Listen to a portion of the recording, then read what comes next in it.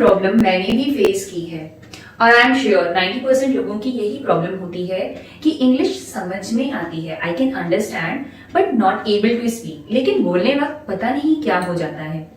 आपके सामने दो लोग बात कर रहे होंगे, यू कैन अंडरस्टैंड कि वो क्या बात कर रहे हैं, आप उनकी बात को सुनकर समझ सकते हो।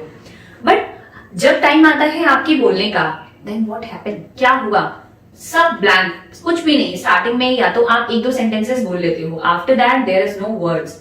आपको बोलने में समझ में नहीं आ रहा है। इसका मतलब ये हुआ कि इंग्लिश को समझना या कोई भी लैंग्वेज को समझना एंड उसे बोलना आर डिफरेंट थिंग्स, दोनों डिफरेंट डिफरेंट थिंग्स है। इसको प्रूव करने के लिए एक बात और बताती हूँ। आपके नेबर में मान लीजिए कोई पंजाबी लैंग्वेज है किसी की, कोई सिंधी बोलता है, देन समवन इज गुजराती अगर रह रहा है, तो आप काफी टाइम से उनके साथ रह रहे हो तो आप उनकी लैंग्वेज को समझ लेते हो। बट अगर बोलने की बात है, अगर कोई आपसे पूछेगा की हाल है, तो आप सिंपल बढ़िया या वधिया जैसे आप बोल पाओगे उसको आंसर करोगे। बट आफ्टर दैट आप उनकी बात को समझ पाओगे बट आप बोल नहीं पाओगे। So to understand the language and to speak it is different thing. दोनों क्या है? अलग अलग चीजें हैं।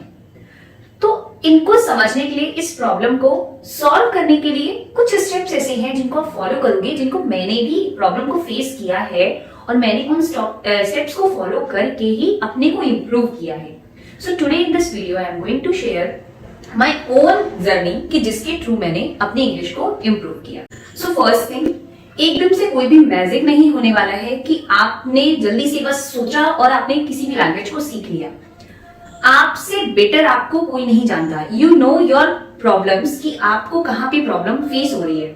सो I am giving you scale 1 to 10। आप इसमें मेजर कीजिए कि आपकी ग्रामर, आपकी प्रैक्टिस, आपका कॉन्फिडेंस, आपकी vocabulary, structure of sentences, on behalf of this where you stand, आपको कितना आता है। सो आपको पता है कि आपको कहां पे अपने को इंप्रूव करना है। आपसे बेटर आपको कोई भी नहीं जानता, नो वन, कोई भी नहीं जानता कि आप क्या कर सकते हो, क्या आप में एबिलिटीज हैं, व्हाट इज योर वीकनेस। इन सब पे आपको ही वर्क करना पड़ेगा। ठीक है, एक प्रॉब्लम ये आई। सेकेंड प्रॉब्लम क्या होती है कि आप अगर इंग्लिश बोलना स्टार्ट करते हो ना, ये लगता है वो उस पर हंस रहा है, someone is making fun of you, someone is mocking on you. तो करने दो, एक बार करेंगे, 2 बार हंसेंगे, 10 बार हंसेंगे, उसके बाद वो भी यूज्ड टू हो जाएंगे, आप भी यूज्ड टू हो जाओगे। तो first thing you should start. अगर आप शुरू ही नहीं करोगे, so how can you get your aim? आप अपने गोल को, अपने टारगेट को किस तरह से अचीव करेंगे अगर आप स्टार्ट ही नहीं करेंगे? तो ये नहीं सोचना है कि कोई हम पे हंस रहा है। एक्चुअल में अगर देखा जाए, जो आप पे आज हंस रहा है ना, वो भी इंग्लिश की वैल्यू को जानता है। वो भी ये समझता है कि अगर हमें कोई ऐसे प्लेस पे जाना पड़ जाए जहां पे यही मीडियम है हमारा उनसे बात करने का। आप सोचिए, आप अलग कोई स्टेट में या किसी अलग कंट्री में ट्रेवल करें, तो अगर आपको इंग्लिश आती होगी तो आपको वहां का रास्ता पूछने में, वहां के लोगों से बातचीत करने में कितना इजी होगा। और वही चीज अगर आपको उस लैंग्वेज के बारे में नॉलेज नहीं है तो फिर आपको उसको प्रॉब्लम को फेस करना पड़ेगा। इवन आपको ये तक नहीं पता होगा कि एयरपोर्ट कहाँ पे है, रेलवे स्टेशन कहाँ पे है, या जहां कितना आप गूगल भी करोगे, कुछ चीजें ढूंढने की भी कोशिश करोगे, तो वेयर आपको वर्ड्स वहां पे भी इंग्लिश में मिलने वाले हैं। तो वो जो पर्सन आप पे हंस रहे हैं, थोड़े दिनों बाद अगर उन्हें नीड होगी ना, तो वो भी आपसे आकर के पूछेंगे, क्योंकि उन्हें याद आएगा कि अरे वो इंग्लिश बोल लेता है, वो इंग्लिश समझ लेता है, तो मुझे उससे जाकर के पूछना है। सो फर्स्ट थिंग, इस बात पे कभी भी अपने कॉन्फिडेंस को लैक नहीं होने देना है कि वो हंस रही हैं। आपको ये सोचो कि आप लास्ट स्टेप पे बिल्कुल पहुंच जाओगे, एकदम से बहुत फ्लुएंट हो जाओगे, बहुत अच्छी अच्छी वोकैबुलरी फ्रेजेस आप यूज करने लग जाओगे। तो ऐसा करने से ना you can fall down. Like अगर आप फर्स्ट स्टेप को चलोगे, देन सेकंड स्टेप पे चढ़ोगे, so you can reach on the top. But अगर आप एकदम से कोशिश करोगे कि I can jump on reach there, तो वहां पे प्रॉब्लम आने वाली है। तो फर्स्ट थिंग जो आपको स्टार्ट करना है, उसको स्टेप बाय स्टेप चल के स्टार्ट करना है। सो आई सजेस्ट कि सबसे पहले आपको ये कभी कोशिश नहीं करनी है कि आप बहुत फैंसी वर्ड्स को यूज करोगे अपने लैंग्वेज में, बहुत अच्छी वोकैबुलरी आप सोच रहे हो, बहुत हाई फाई वर्ड। ऐसे वर्ड्स होने चाहिए जो आपके लिसनर को समझ में आए। So use simple words in your sentences. आपको सिंपल वर्ड्स को यूज करके अपने सेंटेंस को फ्रेम करना है। Otherwise you can start with simple words with your language also. आप जो भी लैंग्वेज बोलते हो उसमें आप कुछ सिंपल वर्ड्स को ऐड कर सकते हो। First start to learn that vocabulary. आप वर्ड्स को सीखेंगे, वर्ड्स को बोलना, प्रोनाउंस करना सीखेंगे। उसके बाद आपने सेंटेंस के स्ट्रक्चर को फॉलो करना है। किस तरह से? सब्जेक्ट, वर्ब, ऑब्जेक्ट का जो स्ट्रक्चर है वो मैंने आपको सिखाया है। You can follow that structure.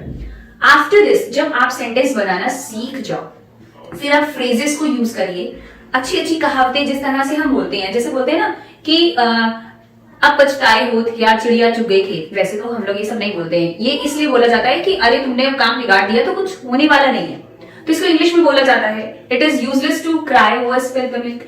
तो ये सारे फ्रेजेस आप अपनी राइटिंग में, आपकी स्पीकिंग में आप ऐड करोगे आफ्टर दिस, इसको आप सीखोगे।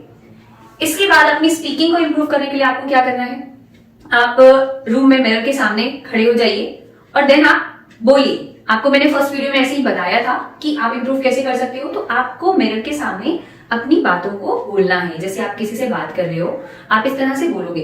तो आप ये देखोगे कि आप जब बात करते हो तो आपका थोड़ा सा कॉन्फिडेंस अपने आप बढ़ने लग जाएगा। आपको अपनी कॉन्फिडेंस को बढ़ाने के लिए इस तरह की चीजों को यूज करना है।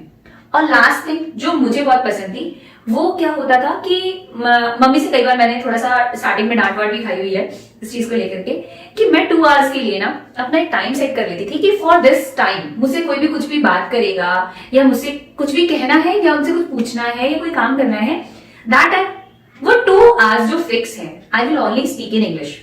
मैं उन टाइम ड्यूरेशन में स्टार्टिंग में बहुत डांट पड़ी, ये क्या बोलती रहती है, कुछ है समथिंग, और फिर लास्ट में ना मम्मी भी सीख गई कि हाँ ये बोल रही है, ऐसे बोल रही है। तो अगर वो वीडियो देख रही होंगी तो हंस भी रही होंगी कि इस तरह से इम्प्रूव हुआ मेरे अंदर भी, और प्लस आसपास के माहौल को भी हमने सीखा, समझा, वो भी इम्प्रूव हुए, हम भी इम्प्रूव हुए। एक और पॉइंट है जिसको मैं आपसे शेयर करना चाहूंगी, और ये प्रूवन है कि इससे बहुत लोगों को अपने को इम्प्रूव करने में हेल्प हुई है।